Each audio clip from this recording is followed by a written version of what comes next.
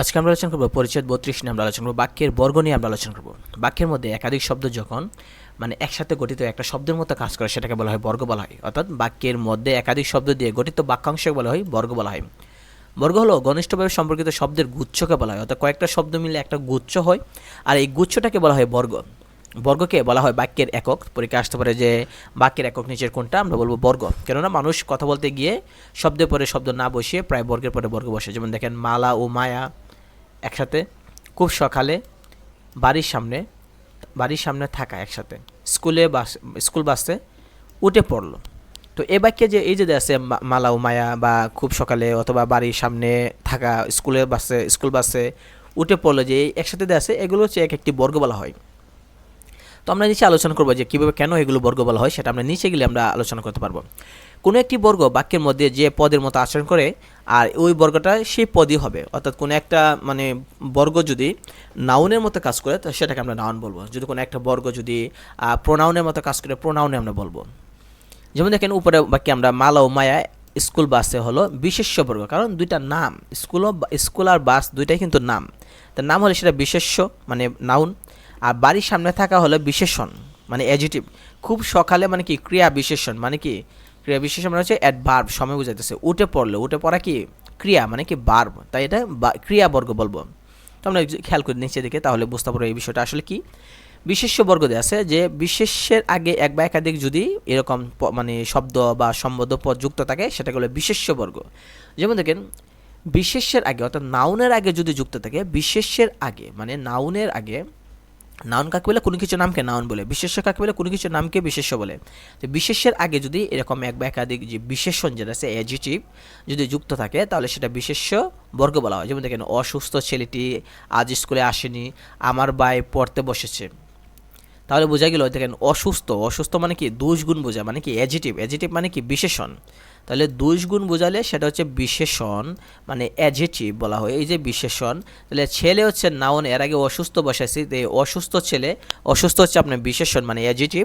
তাহলে এই যে অসুস্থ ছেলে একসাথে বসলো, ওইটাকে আমরা বলবো কি বিশেষ্য বর্গ বলবো। তাহলে কোনো নাউনের আগে যদি বিশেষণ বসে তাহলে ওই নাউন আর বিশেষণ দুইটাকে মিলাই আমরা একসাথে বলবো বিশেষ্য বর্গ। আবার যোজক দ্বারাও দুইটা বিশেষ্য যুক্ত হবে। যোজক কি ওই এন বাট অর কানেক্টর। যোজক কি কানেক্টর। দেখেন রহিম ও করিম বৃষ্টিতে ভিজেছে, তাহলে এখানে উ দ্বারা দুইটাকে যুক্ত করা হয়েছে। তাহলে এই যে রহিম এবং করিম এই দুজনকে উ দ্বারা যুক্ত করা হয়েছে। তাহলে এই যে উ দ্বারা যুক্ত করছি, তো সেটাও কি, যেটা একটা যোজক কানেক্টর। যোজকের ইংলিশ কি কানেক্টর, এন বাট অর। তাহলে এটাও কি হতেছে, এটা একটা বিশেষ্য হইতেছে, কারণ কানেক্টর দ্বারা যুক্ত হইলেও দুইটা বিশেষ্য যদি দুইটা নাউন যদি কানেক্টর দ্বারা যুক্ত করি তাহলে কি হবে, নাউনই হবে, সেটার নাম হবে বিশেষ্য বর্গ। বিশেষণ কাকে বলে, বিশেষণ জাতীয় শব্দের গুচ্ছকে বলে বিশেষণ বর্গ বলে। যেমন দেখেন আমটা অনেক ভারী সুন্দর, তাহলে সুন্দর হচ্ছে কি আপনার অ্যাডজেটিভ, ভারীও কিন্তু অ্যাডজেটিভ একেবারে। তাহলে দুইটা অ্যাডজেটিভ মিলে হয়েছে বিশেষণ, অ্যাডজেটিভই ধরা হইতেছে।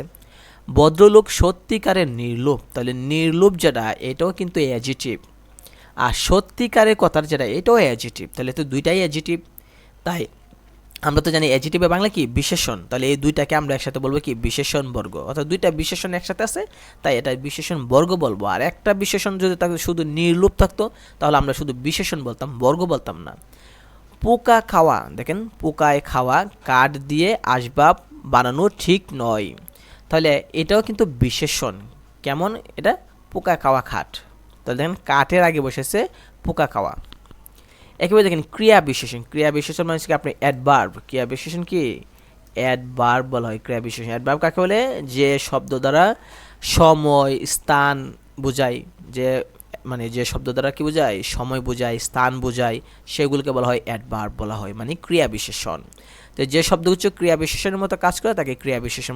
যেমন দেখেন সকাল 8টার সময় সে রওনা হলো, তাহলে এই যে সকাল 8টার সময়, এই তিনটাই কিন্তু সময় বুঝাইতেছে, তাই অ্যাডভার্ব ক্রিয়া বিশেষণ। তারপর আমরা 10 নম্বর প্ল্যাটফর্মে গিয়ে দাঁড়ালাম, তাহলে এই যে দেখেন 10 নম্বর প্ল্যাটফর্মের একটা জায়গার নাম, ঠিক না? কত নম্বর প্ল্যাটফর্মে দাঁড়াবো আমরা, 10 নম্বর প্ল্যাটফর্মে দাঁড়াবো। তো এই জায়গার নাম উল্লেখ থাকলো ক্রিয়া বিশেষণ। আর সবচেয়ে মজার বিষয় হলো কি, আমরা যদি এই বাক্যগুলো যদি আমরা মনে রাখি তাহলে আমরা বলবো, কারণ এই বাক্যের বাইরে কোনো পরীক্ষা আসবে না। ক্রিয়া বিশেষণ থেকে এখানে যতগুলো বাক্য আছে এর বাইরে কোন বাক্য থেকে আসবে না। দেখেন আমি সকাল থেকে বসে আছি, তো কখন থেকে? সকাল থেকে, সময় নির্দেশ করতেছে। বেঁচে থাকার মতো সামান্য কয়টা টাকা বেতন পাই, তাহলে কেমন কেমন বেতন পাইতেছেন?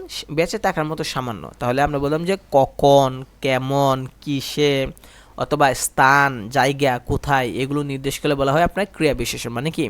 সেটা হচ্ছে গিয়ে অ্যাডভার্ব। তো আপনারা যদি ক্রিয়া বিশেষণটা কি জানতে চান, তাহলে ক্রিয়া বিশেষণ নামে একটা পরিচ্ছেদ আছে, ওইখানে দেখলে বুঝবেন যে ক্রিয়া বিশেষণ কত ধরনের হয়। শুধু সময় আর জায়গা না, আরও আছে বেঁচে থাকার মতো। তারপরে দেখেন যে সে খেয়ে আর ঘুমিয়ে কাটাচ্ছে, তাহলে সেটা কি? খেয়ে আর ঘুমিয়ে কাটানো, যেটা কাটাচ্ছে কেমনভাবে সে কাটাচ্ছে? খেয়ে এবং ঘুমিয়ে। অ্যাডভার্ব কাকে বলে?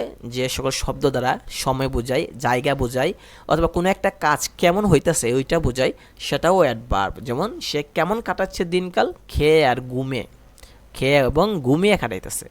তাহলে ওই যে সময়, জায়গা, কেমনভাবে কাজটা হইতেছে, এটা হলে ক্রিয়া বিশেষণ মানে অ্যাডভার্ব। আর দুই তিনটা একসাথে শব্দ থাকলে তাহলে হবে এটাকে বলবো আমরা ক্রিয়া বিশেষণ, সাথে বর্গ লাগবে। বর্গ হলে দুই তিনটা শব্দ হবে, আর একটা হলে সেটা আমরা বলবো তো স্বাভাবিক যে একটা হলে মানে ক্রিয়া বিশেষণ, বর্গ বলবো না। যেহেতু খেয়ে আর ঘুমিয়ে দুইটা শব্দ, 10 নম্বর প্ল্যাটফর্ম, দুইটা শব্দ, তিনটা শব্দ, তা ওইটা এখানে এটাকে বর্গ বলতেছে। আর এটা দ্বারা কী বুঝাইতেছে? সময় বুঝাইতেছে, জায়গা বুঝাইতেছে, কেমন বুঝাইতেছে, তাই এটাকে আমরা বলতেছি কি? যে ক্রিয়া বিশেষণ বুঝাইতেছি। একেবারে দেখেন ক্রিয়া বিশেষণ, দেখেন ক্রিয়া আসলো, ক্রিয়া মানে কি? সেটা হচ্ছে ভার্ব। কোনো একটা অংশ দ্বারা যদি ভার্ব বোঝায় তাহলে সেটা হচ্ছে ক্রিয়া বর্গ। যেমন দেখেন অস্ত্রসহ সৈন্যদল এগিয়ে চলছে, তাহলে এগিয়ে চলা এটা একটা ভার্ব। সে লিখছে এবং হাসছে, দুইটাই ভার্ব, লিখা এবং হাসা। সে অনেকক্ষণ দাঁড়িয়ে থাকার পর বসে পড়লো, বসে পড়াটাও একটা কি? সিট ডাউন, এটা একটা কি? ভার্ব। বাচ্চাটা অনেকক্ষণ ধরে চিৎকার করতেছে, চিৎকার করা মানে কি? ক্রাই অথবা শাউট। ক্রাই মানে কান্না করা, আর শাউট মানে চিৎকার করা, তাহলে এটা কি? ভার্ব। তাহলে দেখুন এখানে দুইটা আছে, চিৎকার আর করা, দুইটা, যেহেতু এখানে ক্রিয়াবর্গ। একটা থাকলে তো শুধু ক্রিয়া বলতাম, বর্গ বলতাম না, বর্গ হবে দুই একটা মিলে হবে। তো এর পরবর্তীতে আমরা আলোচনা করব যে পরিচ্ছেদ 33, যেটা এটা নিয়ে আমরা আলোচনা করব, উদ্দেশ্য ও বিধেয় নিয়ে আমরা আলোচনা করব তারপরে।